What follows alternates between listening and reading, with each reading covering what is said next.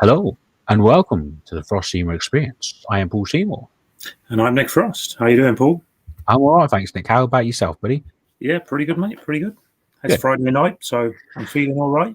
Feeling all right. Obviously, you went out to go to the game today. Obviously, the pubs are open in England now. So, how was your experience out there watching the first footy match of the events? It was pretty good, pretty darn good, I have to say. The score wasn't.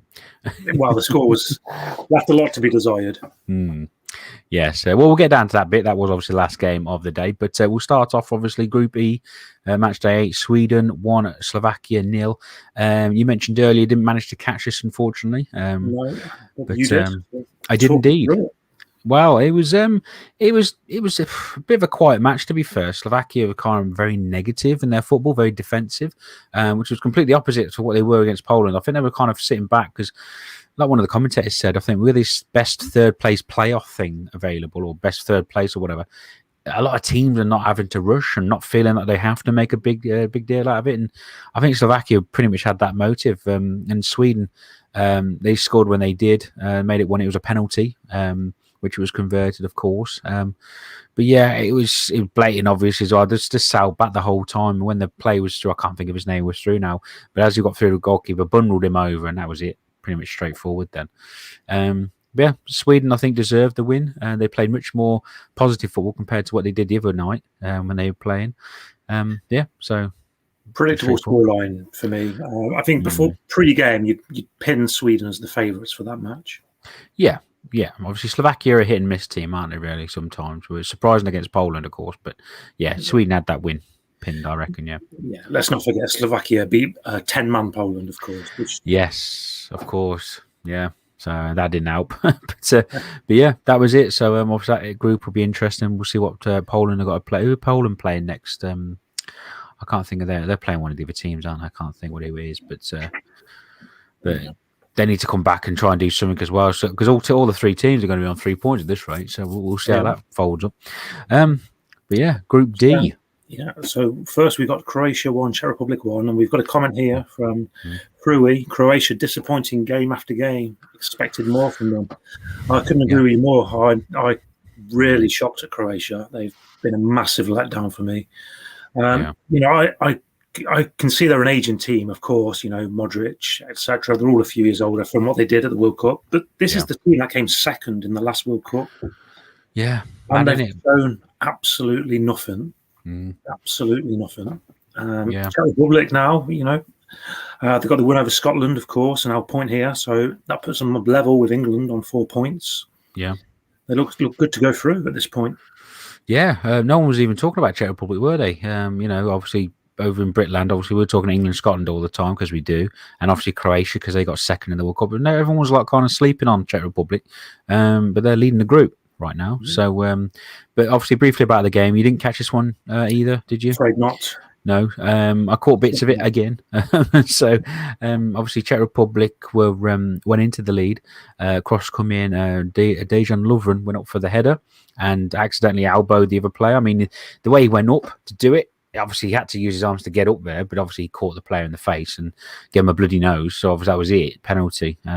Converted nicely by the actual person who had the bloody nose. So his face was stuffed with tissue. So it was 1-0 for a little bit. And then obviously Perisic scored a pretty good goal, actually. Nice little turn. A bit like a Mahrez kind of like turned back and shot and made it 1-1. But overall, honours even. Like I say, Croatia are on a bit of an aging team, so didn't expect much from them. But Czech Republic are the surprise outfit at the moment, this group.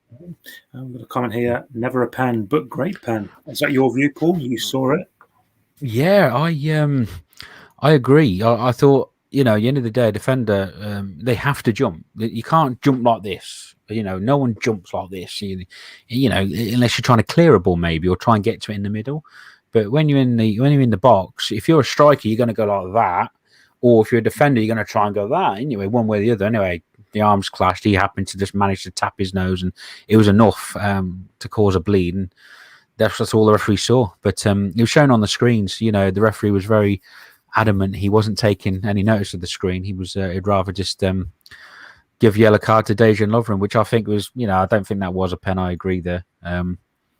But this is a modern day game we're in now, isn't it? Slightest tap in the box, and that's it. So yeah, long gone are the heady days of the 80s where it was a bit of a free for all. oh mate, you'd have a punch in the face, wouldn't you? I remember Souness threatened to punch somebody in the 70s. You know, and that was all part of the fun. But now it's a contact sport. Good old headbutt, yes, of course, yeah.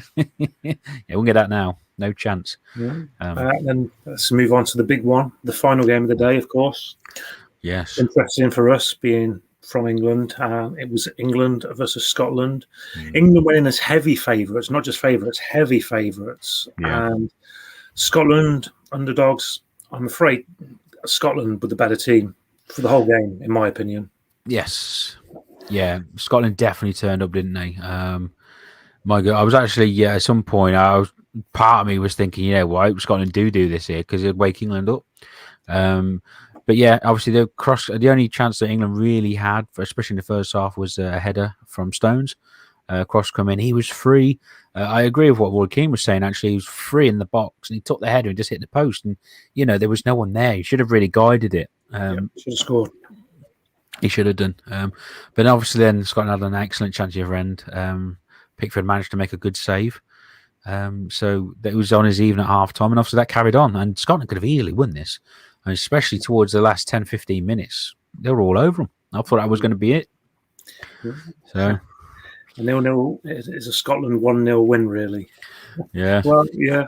Given the pretty much given the disparity between the two teams in terms of the players available, yeah, I couldn't agree with you more. Yeah. Yeah.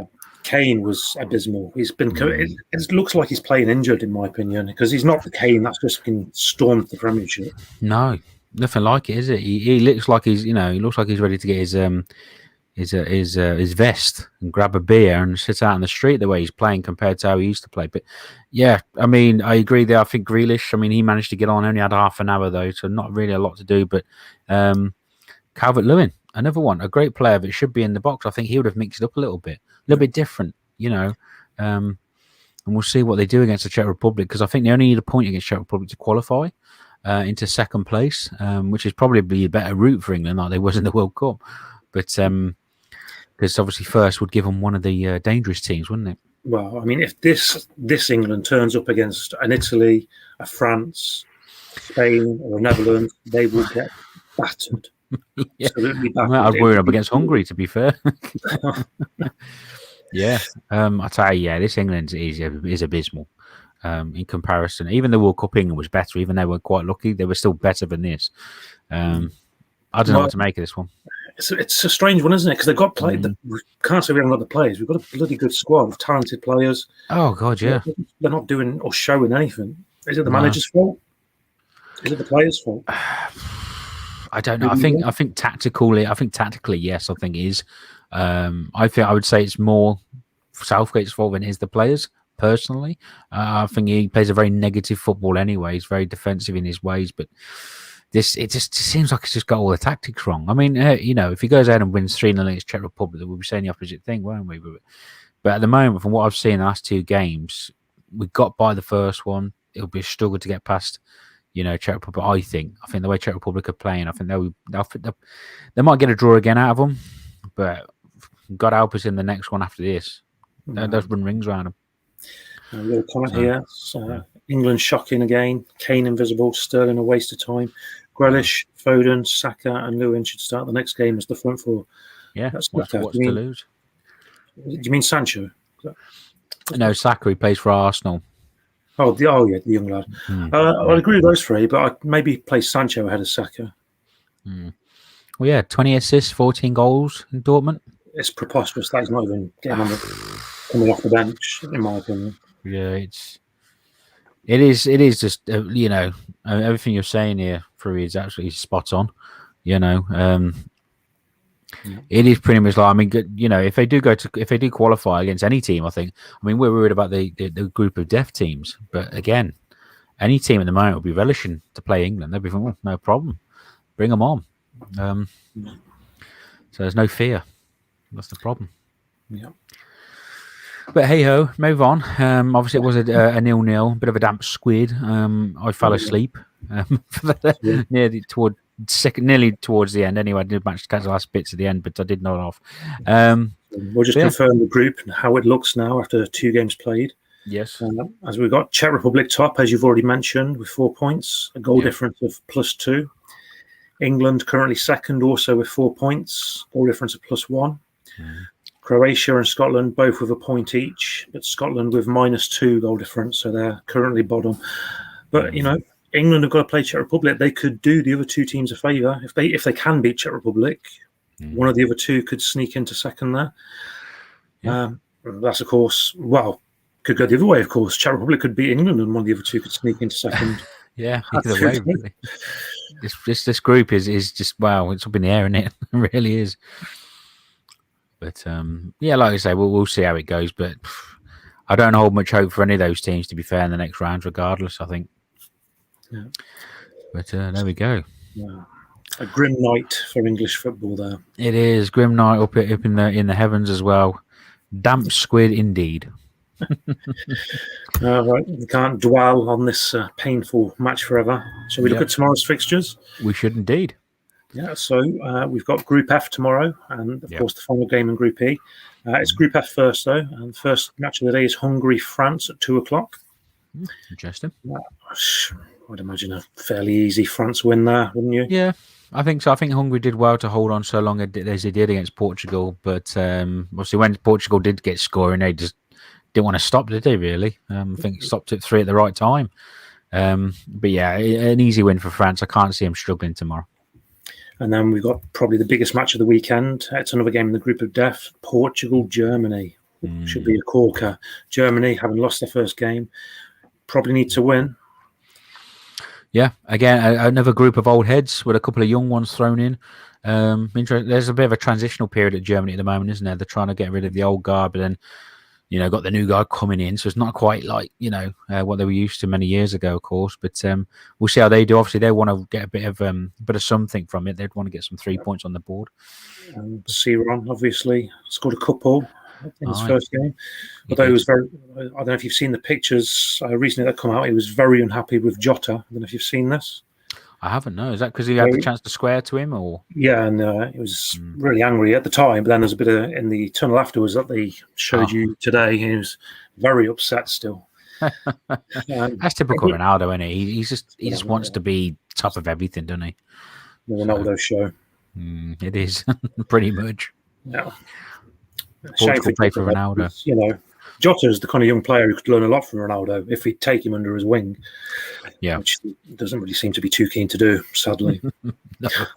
Never mind. No. He'll play better for Liverpool, hopefully. Fingers crossed. And then the final game tomorrow is Spain-Poland at 8:00. Spain. That was the other team I couldn't think of. Yes, again, another poor showing the other night from Spain. They're going to have to book their ideas if they're going to try and qualify. I think they should be able to beat Poland tomorrow. Depends what mood Lewandowski's in. Again, we mentioned the other day he hasn't got a Bayern Munich behind his back, so we'll see how he carries on. But yeah, I can see Spain squeezing a win out of this. Yeah, I agree. I'm thinking 2-1 to Spain. I think Lewandowski will score, but I don't think it'll be enough. Yeah, well, you hope so. I think he's in your fancy team, isn't he? I took him out. Oh, you did? I had to take him out. Yeah. I replaced him with Immobile, who did me proud. Scored. Yeah, he did indeed. So that Italian squad's looking strong. Really is. But I kind of agree. I think 2-1 for Spain. I can't see any more than that, to be fair. I don't think they'll do anything else. So, yeah. I agree. Do you agree? Disagree? Let us know. Oh, yeah. Drop a comment, by all means. We'll be back tomorrow. We'll have a look through them throughout the day. And, pretty much that wraps it up, really. If they got anything to add, Nick? Hello. Well, thanks for joining us. It's been a good week of football. I'm looking forward to the next week. Yes. Bring it all on. Catch you guys later. See ya.